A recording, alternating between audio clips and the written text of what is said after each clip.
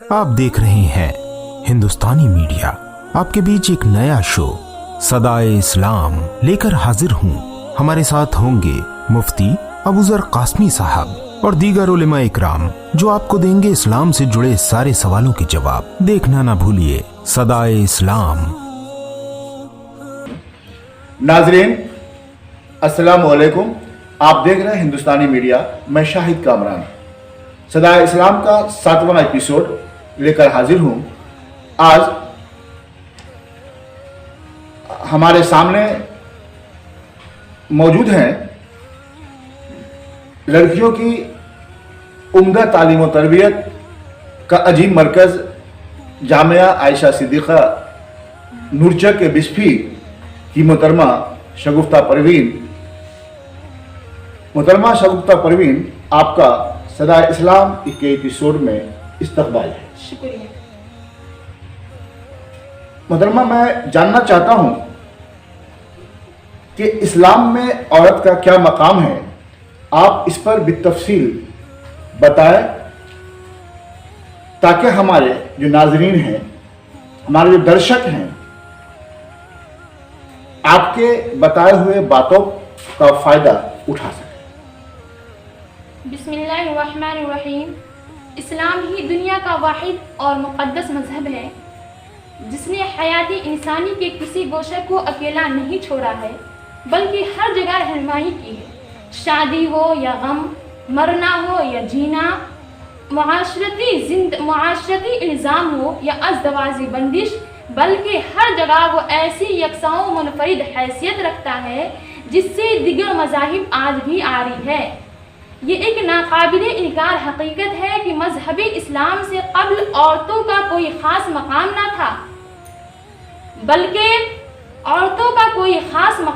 تھا، اور اگر تاریخ کے اوراق کو پلٹ کر دیکھا جائے تو پتہ چلتا ہے کہ روم، ایران، یونان اور اہل عرب میں ان کو شیطان کی بیٹی اور برائیوں بدی کا اثر سمجھا جاتا تھا۔ عورتوں کی خرید و فروخت تو عام بات تھی، نکاح اور طلاق کا بھی کوئی خاص قانون نہیں تھا۔ بلکہ راستے پر چلتی ہوئی عورت پر صرف سرخ کپڑے کا ڈال دینا ہی اسے بیوی بنانے کے لیے کافی تھا۔ عورت سے اتنی نفرت ہو گئی تھی کہ باپ بھی اتنی سنگ دلی اور بے رحمی سے اپنی لڑکیوں کو زندہ درگور زمین میں دفن کر دیا کرتے تھے۔ مختصر یہ ہے کہ ہمارے معاشرے میں عورتوں کی کوئی قدر و قیمت نہیں تھی۔ تو اللہ کا لاکھ لاکھ شکر اور احسان عظیم ہے کہ اس ذات باری نے اسلام جیسا سچا اور پاکیزہ مذہب قانون حیات دے کر سید المرسلین جناب محمد مصطفیٰ صلی اللہ علیہ وسلم کو مبعوث فرمایا، اور اسلام نے فوراً یہ آواز لگائی کہ اے انسانوں، عورت ذلت کی چیز نہیں ہے، عورت عقیدت کی چیز ہے۔ یہ وہ مخلوق ہے جس کی کوکھ سے حضرت موسیٰ علیہ السلام اور حضرت ابراہیم علیہ السلام جیسے ہزاروں انبیاء کرام نے جنم لیا، لیکن غیرت ہے کہ تم لوگ اس کو ننگو عار سمجھتے ہو، جبکہ اسلام لڑکی کی پیدائش کو رحمت کہتا ہے۔ اس کی تعلیم و تربیت، اس کی پرورش، اس کے حق رسانی کو جنت کا مستحق بناتا ہے۔ اور اگر عورت ماں ہے تو اللہ اور اس کے رسول کے بعد اس کی اطاعت کرنے کا حکم دیتا ہے، اور اسلام ماں کے قدموں تلے جنت ہونے کا اعلان کرتا ہے۔ آپ مجھے یہ بتائیں کہ اسلام میں بیوی کے کیا حقوق ہیں؟ سب سے پہلے تو میں اللہ تعالیٰ کی شکر گزار ہوں کیونکہ اللہ تعالیٰ نے ہم تمام کو اشرف المخلوقات ہونے کا شرف بخشا، ورنہ اگر اللہ چاہتا تو ہم تمام کو کوئی جانور بنا کر یا کوئی چرند پرند بنا کر یا کوئی اور چیز بنا کر پیدا کر سکتا تھا، لیکن اللہ نے ہم تمام کو ایک عورت ہونے کا شرف بخشا، اور اسلام نے عورتوں کا بہت بڑا مقام و مرتبہ رکھا ہے۔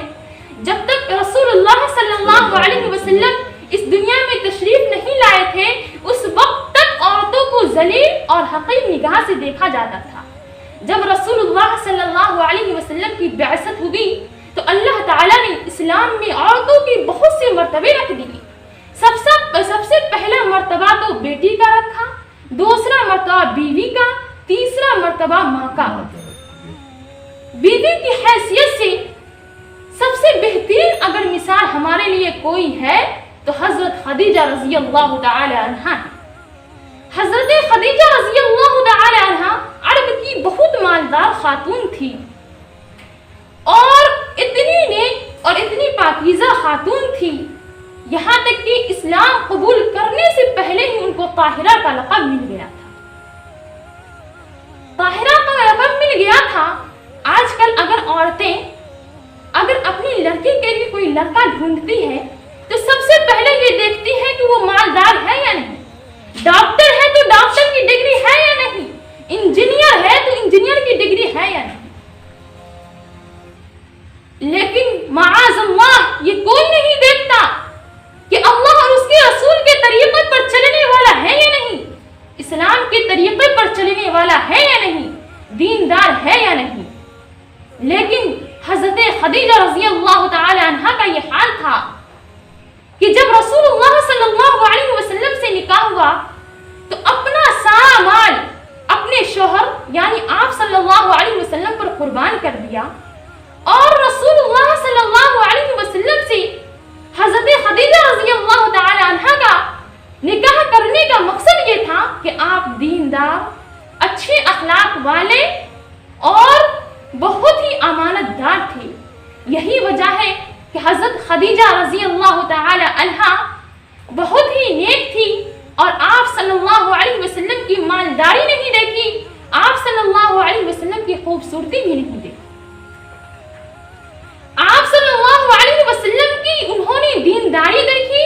اور تو بہتر یہ ہے، ہم عورتوں کے لیے سب سے بہتر نمونہ حضرت خدیجہ رضی اللہ تعالی عنہا ہے، اور حضرت خدیجہ رضی اللہ تعالی عنہا سے رسول اللہ صلی اللہ علیہ وسلم کو اتنی محبت تھی کہ جب آپ صلی اللہ علیہ وسلم پر پہلی وحی نازل ہوئی تو آپ کسی کے بھی پاس جا سکتے تھے، کسی دوست کے پاس بھی جا سکتے تھے، کسی رشتہ دار کے پاس بھی جا سکتے تھے، یا یہ کہ اپنی چچا تھے راستے میں اس کے پاس بھی جا سکتے تھے۔ لیکن جب آپ صلی اللہ علیہ وسلم پر پہلی وحی نازل ہوئی تو آپ صلی اللہ علیہ وسلم بالکل گھبرا گئے اور کانپنے لگے۔ تو سب سے پہلے اگر آئے تو اپنی بیوی حضرت خدیجہ رضی اللہ تعالی عنہا کے پاس آئے، اور وہ اس حال میں آئے کہ آپ کانپ رہے تھے۔ تو حضرت خدیجہ رضی اللہ تعالی عنہا سے آپ نے فوراً کہا کہ اے خدیجہ رضی اللہ تعالی عنہا، زملونی زملونی، مجھے چادر اڑھاؤ، مجھے چادر اڑھاؤ۔ تو حضرت خدیجہ رضی اللہ تعالی عنہا نے سب سے پہلے آپ صلی اللہ علیہ وسلم کو کمبل اڑھایا، اور پوچھا، کوئی بھی بیوی ہو تو اپنے شوہر کا حال پوچھتی ہے؟ تو حضرت خدیجہ رضی اللہ تعالی عنہا نے پوچھا کہ آپ کو کیا ہوا ہے؟ تو حضرت خدیجہ رضی اللہ تعالی عنہا کو آپ صلی اللہ علیہ وسلم نے کہا کہ اے خدیجہ، مجھے اپنی جان کا خوف ہے۔ دیکھیے حضرت خدیجہ رضی اللہ تعالی عنہا کا جواب سنیے۔ حضرت خدیجہ رضی اللہ تعالی عنہا نے اپنے شوہر کو کس طریقے سے ہمت اور تسلی دلائی، اور کہا اور کہتی ہیں حضرت خدیجہ رضی اللہ تعالی عنہا کہ آپ تو وہ آدمی ہیں کہ اللہ نے آپ کو امین و صادق بنا کر بھیجا ہے، آپ تو غریبوں کی مدد کرتے ہیں، آپ تو غریبوں کی مدد کرتے ہیں، ہرگز اللہ تعالیٰ آپ کے لیے کوئی غلط برتاؤ نہیں کریں گے، اچھا ہی برتاؤ کریں گے۔ گویا کہ حضرت خدیجہ رضی اللہ تعالی عنہا ایک باحوصلہ خاتون بھی تھی۔ تو آج کل کی عورتیں، یہاں تک کہ آپ صلی اللہ علیہ وسلم جب بھی گھر سے باہر نکلتے تھے تو حضرت خدیجہ رضی اللہ تعالی عنہا کی تعریف سارے عوام کے پاس کیا کرتے تھے؟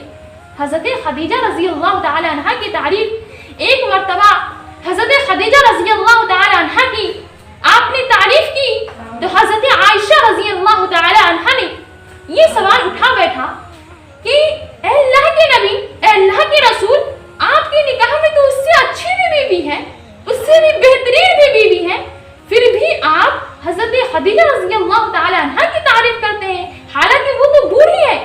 हजरत सल्लल्लाहु अलैहि वसल्लम का चेहरा ही मुबारक गुस्से से बिल्कुल सुर्ख हो गया कि तुम ऐसी बात क्यों कहती हो, हालांकि हजरत खदीजा सबसे पहली बीवी मेरी वही है और हजरत खदीजा से ही मेरी औलादें हुई हैं और इस्लाम लाने वाली भी हजरत खदीजा रज़ी अल्लाह तआला अन्हा है और अपने शौहरों की हिम्मत वही दिलाई। तुम ये कैसे कहती हो? इसलिए ये हजरत खदीजा रज़ी अल्लाह तआला अन्हा जो है हम औरतों के लिए नमूना है। और तो आजकल की बीवियां ही ऐसी बने कि जब हमारे शौहर परेशान हाल आए तो सबसे पहले आप उनको तसल्ली दीजिए और उनकी मुसीबत और परेशानी में उनके साथ रहिए। अल्लाह ताला हम तमाम को शौहर की बीवी के हुकूक अदा करने की तौफीक। मैं यहाँ मुहतरमा शगुफ्ता परवीन, मैं एक बात और जानना चाहूँगा कि अभी आपने बीवी के बारे में, बीवी के हुकूक के बारे में जी। बताया कि क्या है, मैं जानना चाहूँगा शौहर की क्या हुकूक है?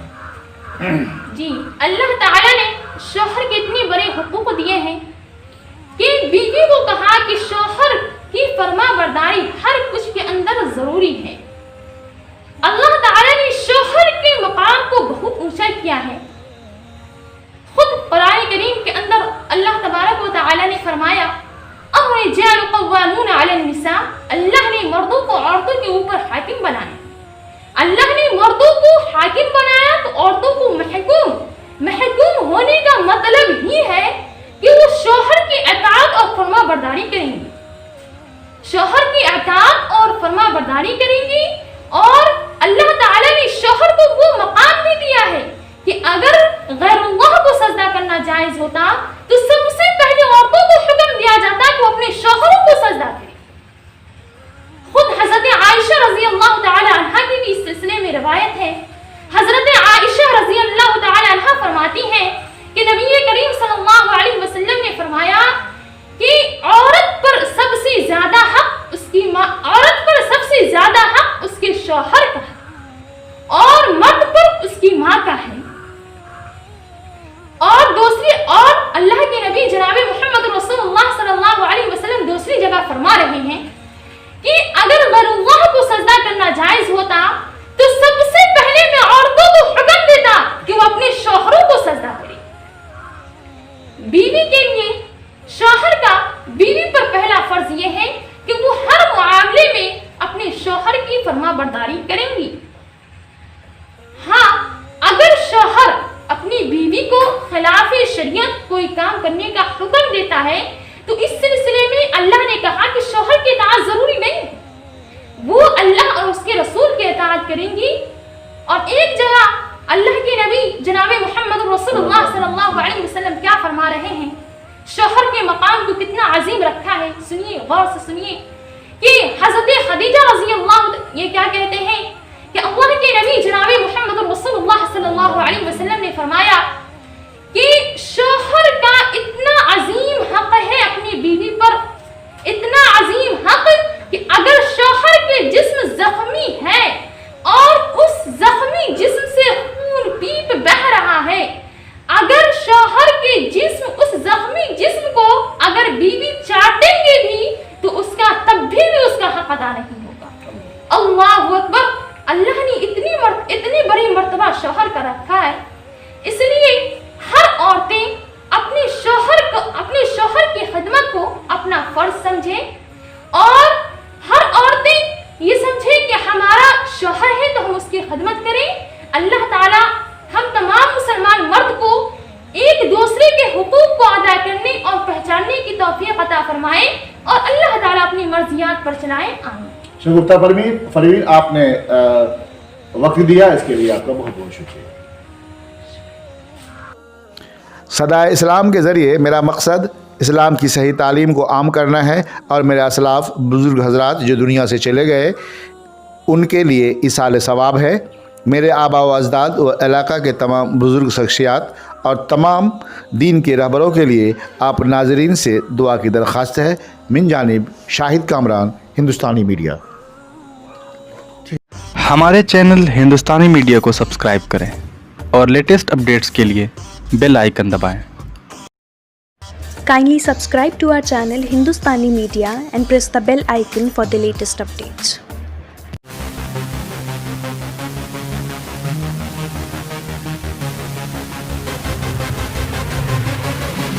है।